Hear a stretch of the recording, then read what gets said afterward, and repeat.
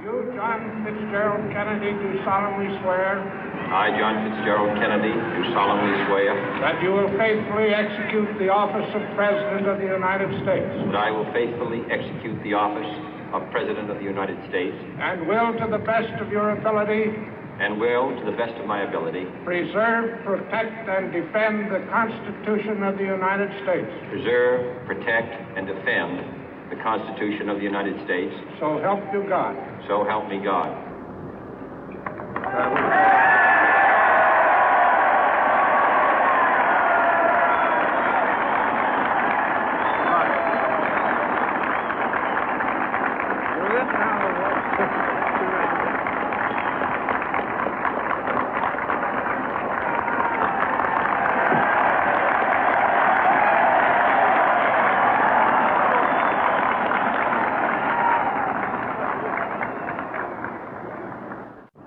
Vice President Johnson, Mr. Speaker, Mr. Chief Justice, President Eisenhower, Vice President Nixon, President Truman, Reverend clergy, fellow citizens.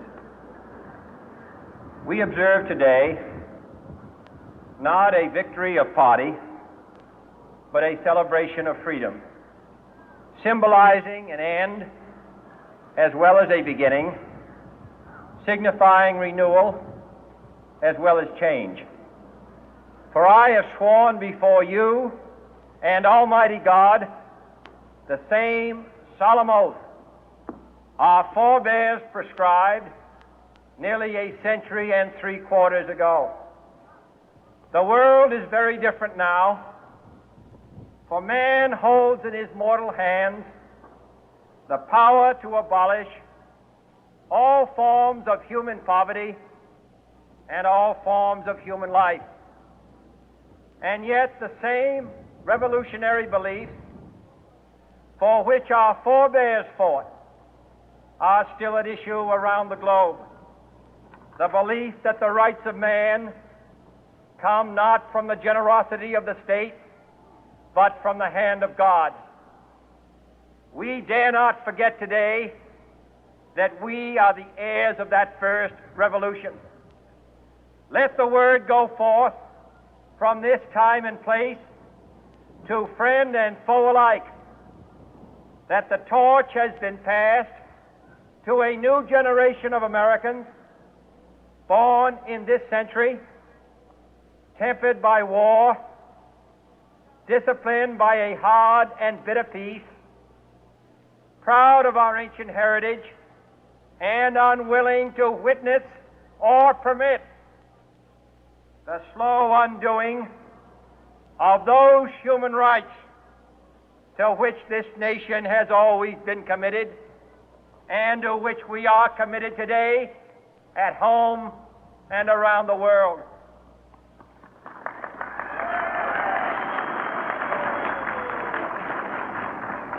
Let every nation know, whether it wishes us well or ill, that we shall pay any price, bear any burden, meet any hardship, support any friend, oppose any foe to assure the survival and the success of liberty.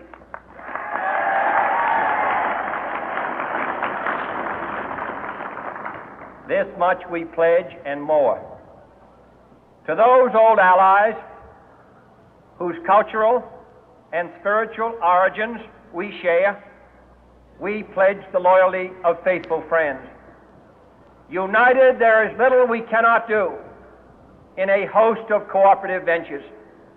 Divided, there is little we can do, for we dare not meet a powerful challenge at odds and split asunder. To those new states whom we welcome to the ranks of the free, we pledge our word that one form of colonial control shall not have passed away, merely to be replaced by a far more iron tyranny.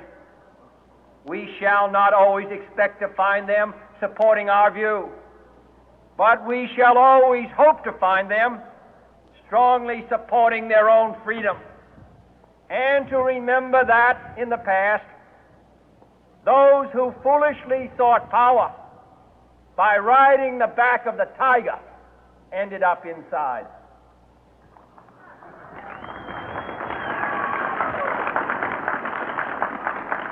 To those people in the huts and villages of half the globe struggling to break the bonds of mass misery, we pledge our best efforts to help them help themselves for whatever period is required, not because the communists may be doing it, not because we seek their votes, but because it is right.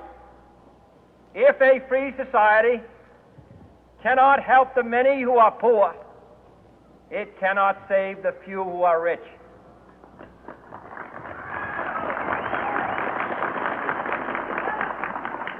To our sister republics south of our border, we offer a special pledge to convert our good words into good deeds, in a new alliance for progress, to assist free men and free governments in casting off the chains of poverty. But this peaceful revolution of hope cannot become the prey of hostile powers. Let all our neighbors know that we shall join with them to oppose aggression or subversion anywhere in the Americas. And let every other power know that this hemisphere intends to remain the master of its own house.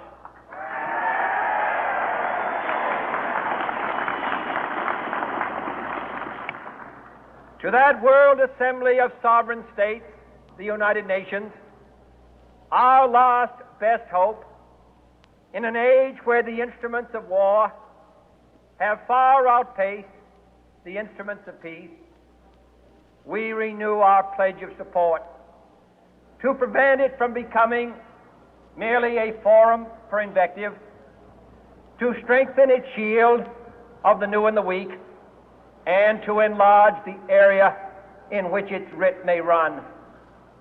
Finally, to those nations who would make themselves our adversary, we offer not a pledge, but a request that both sides begin anew the quest for peace. Before the dark powers of destruction, unleashed by science, engulf all humanity in planned or accidental self-destruction, we dare not tempt them with weakness, for only when our arms are sufficient beyond doubt can we be certain beyond doubt that they will never be employed.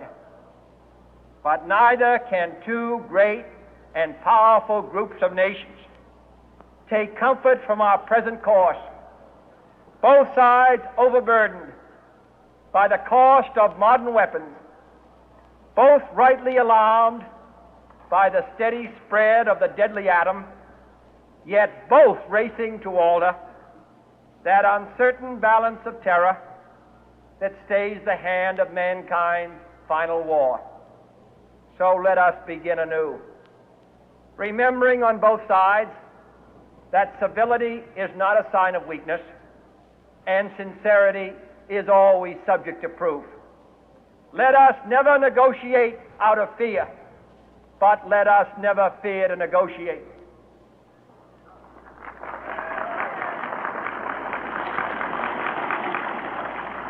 Let both sides explore what problems unite us, instead of belaboring those problems which divide us. Let both sides, for the first time, formulate serious and precise proposals for the inspection and control of arms, and bring the absolute power to destroy other nations under the absolute control of all nations.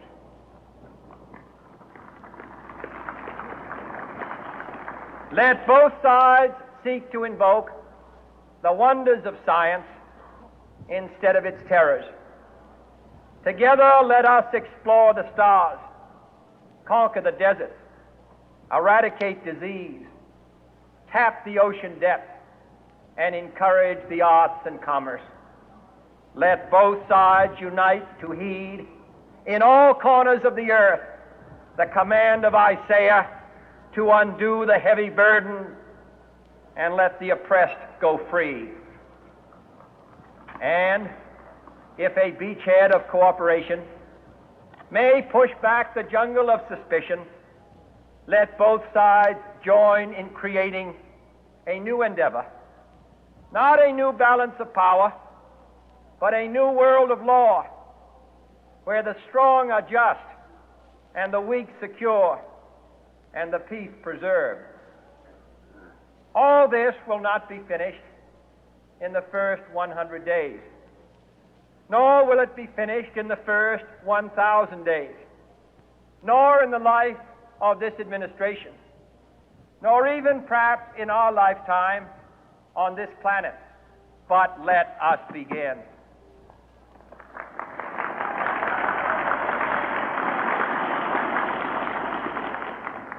In your hands, my fellow citizens, more than mine, will rest the final success or failure of our course.